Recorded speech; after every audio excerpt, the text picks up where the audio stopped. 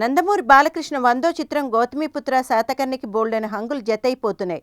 ముందుగా అనుకున్న ప్రకారం ఏమాత్రం ఆలస్యం లేకుండా షూటింగ్ జరుగుతుండటంతో మూవీని మరింతగా తీర్చిదిద్దుతున్నాడు దర్శకుడు క్రిష్.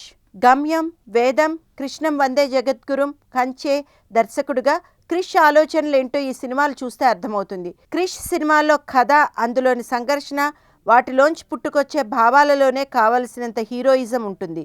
అందుకే తెలుగు చిత్రసీమలో క్రిష్ ముద్ర ప్రత్యేకంగా నిలిచింది. అలాంటి క్రిష్ మరో ప్రయత్నం 'గౌతమిపుత్ర శాతకర్ణి'.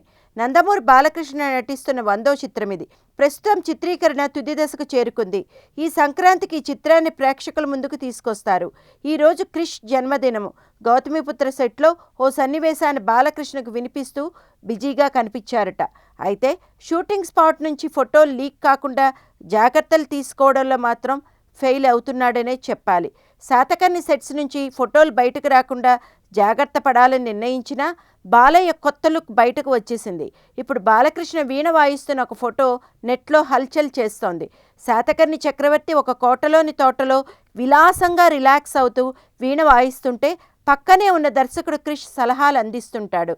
డైరెక్టర్ సంగతేమో కానీ వీణ పట్టుకున్న బాలయ్య ఫోటో చూసి నందమూరి అభిమానులు తెగ సంబరపడిపోతున్నారట. అప్పట్లో భైరవ ద్వీపంలో కూడా బాలకృష్ణ ఇలాగే వీణ పట్టుకుని పాట పాడేస్తాడు.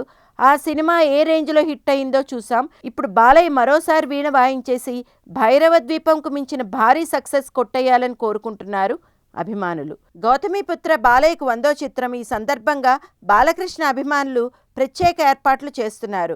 భారతదేశంలో ప్రసిద్ధిగాంచిన 100 పుణ్యక్షేత్రాల్లో పూజలు చేయిస్తున్నారట.